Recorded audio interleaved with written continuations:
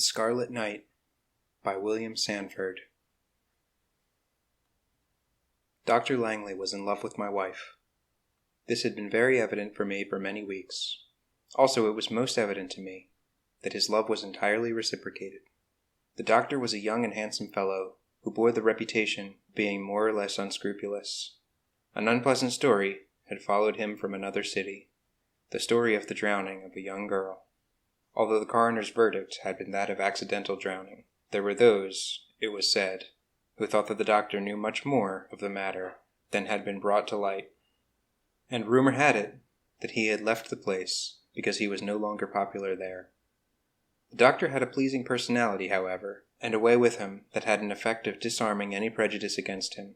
He was, in brief, a ladies' man, possessing all of the little attentions and flatteries so dear to the heart of women. And he gave them all with a subtle manner of sincerity that made them doubly potent. The doctor's practice was fairly large, and he had also succeeded in having himself appointed a local medical examiner for our town. He was deeply interested in his chosen profession, and still fascinated by the dissecting room. He owned a handsome touring car, with which, as I knew, my wife was very familiar. My wife was 25, 15 years my junior, pretty, and with much charm of manner, yet possessed of a certain hardness of nature and lack of sympathy for the suffering of others, unusual in a young woman of good breeding. She came of excellent family, was well educated, and always had associated with good people. I had been somewhat addicted to strong drink before we were married, but had managed to keep it from her, to a certain extent. She knew that I drank, but thought that it was no more than many men do at their clubs. Of my several wild sprees out of town, she had never heard.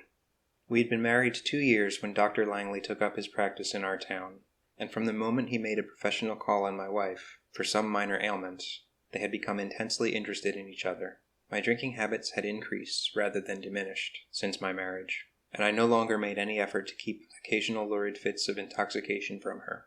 My love for liquor became as much a part of my life as food or sleep. My position as assistant manager in a large wholesale house was fairly secure, however, and one not easy to fill, which perhaps accounted for the firm still holding me.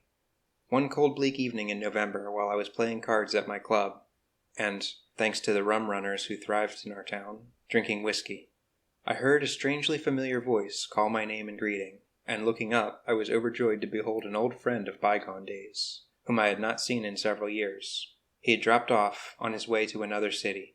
The time was ripe for celebration in honor of our meeting. My friend produced a quart flask of whiskey from his suitcase, saying that it was the duplicate of one he had already sampled, and spoke to me of its age, strength, and quality, and the high price which he had been obliged to pay for it. Thereupon he presented it to me. I thanked him heartily, and opened the flask, and we all drank a couple of rounds from it. All of that day, and the day previous, I had been drinking more or less heavily. Cards were resumed, and we played until after midnight, when with many a handshake I bade goodbye to my friend, who was obliged to catch a train to reach his destination the following noon. The card game had been broken up. We had a farewell round of drinks, and I stumbled out into the night. The cool air soon revived my somewhat befuddled brain. Also, I was soon shaking with the cold, remembering the generous-sized flask of whiskey in my pocket, the gift of my friend. I uncorked it and took a long drink, rejoicing in the fact that the bottle was still almost 2/3 full. Reaching home, I went at once to my bedroom. My wife was seated in the chair by the window in her dressing gown. As I entered, she rose, and without any preliminaries of speech, she asked that I at once give her a divorce so that she might marry Dr. Langley. She said there was no reason why I should not do this, since I might then marry some woman who cared for me, and that she would be happy with the man she had learned to love. The abruptness of her request, together with the cold, matter-of-fact way in which she put it, dumbfounded me. But, hastily regaining my composure, I flatly refused any such action, told my wife that she must remain true to her marriage vows, and that nothing would ever induce me to give her the divorce she wanted. Furthermore, I told her that the doctor was a scoundrel, that many people believed he had murdered a girl before coming to our town. At this, my wife became livid with fury, accusing me of deliberately besmirching the doctor's character because of jealousy, and declared she would never live with me again. The next day, however, she seemed much changed. She was very agreeable, even tender to me.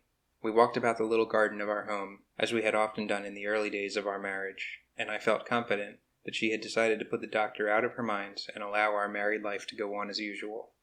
We chatted pleasantly together at the dinner table that evening, and as usual I drank a cup of strong coffee after the meal. A few moments later, a heavy drowsiness came over me and I knew no more.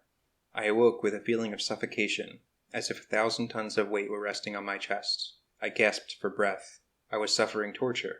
All about me was blackness, impenetrable blackness. I moved my hands and encountered boards, above and on every side. Gradually, to my numbed senses, the horrible realization came to me, and the cold sweat started out on my body. I had been buried alive. The terrible realization had a tendency to clear my mind somewhat. In spite of the difficulty I encountered in breathing, I saw it all now. My wife had given me some powerful drug in my coffee, a drug obtained from the doctor. They had planned and plotted the thing in case I refused to consent to a divorce. They probably had known I was still alive when I was buried. The doctor, as medical examiner, had filed some fictitious report of death from natural causes, and they had contrived to have a hasty funeral. How I had managed to breathe for so long in the coffin, while under the power of the drug, I did not know. Now that I was fully conscious again, I felt myself stifling. No power of imagination can picture the horror and torture of mind that my horrible predicament forced upon me. I must die a slow, terrible death, while those who were responsible for the hellish crime enjoyed themselves and went unpunished. The minutes seemed to drag into hours, and I lay there struggling for breath. Suddenly, out of the horrible black stillness, I heard a noise above me. Listening, with every racked nerve on edge, I heard it come nearer, nearer.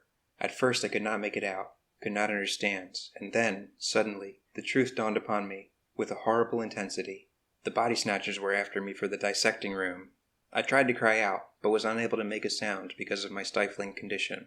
They reached the coffin, and I heard the shovel scraping against it.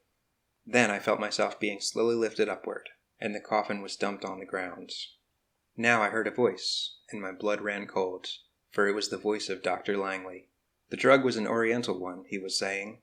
It causes a semblance of death that lasts a long time, but he probably died a few minutes after he was buried.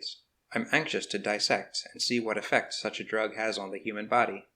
And then with a terrible shock, I heard the voice of my wife. I don't care. Do as you wish. I hated him from the moment he refused to give me a divorce. I could even watch you cut up his body. I struggled to rise in the coffin, gasping for the breath of life. And then the lid was pried off, and, summoning all my dying breath, I rose to my feet, waving my arms wildly back and forth, and inhaling a great breath of life-giving night air. The doctor let the shovel fall to the ground without a word, and staggered back and sank to his knees, while my wife gave a hideous scream of terror. Then she snatched a knife from his kit of dissecting instruments, and drew the razor-sharp blade across her throat. She then threw herself upon the prostrate doctor, her blood drenching his body. My senses reeling, I staggered forward, tripped over my coffin, and fell swooning to the ground. None believe my story. Neither will you. I have told it to them all, but they will not believe it. I am in a hospital, where they tell me I have been for several days. It is a prison hospital, where guards in uniform patrol the corridors, lest even the sick try to escape. They ask me if I cannot remember that I came home that night from the club in a blind frenzy of drink, and found my wife and Dr. Langley together. They tell me that I choked him with such ferocity and strength that my fingers broke the flesh of his neck. They tell me that my wife, screaming with terror, tried to escape, and that, just as the people in the adjoining apartment burst into the room, I seized a razor from the bureau and slashed her throat from ear to ear, and threw her body, with blood streaming from the wounds, across that of the doctor. Are they going to hang me for this double crime that I did not commit? They will not believe my story, yet every detail of it is as clear to me as the stars that shine in the heavens.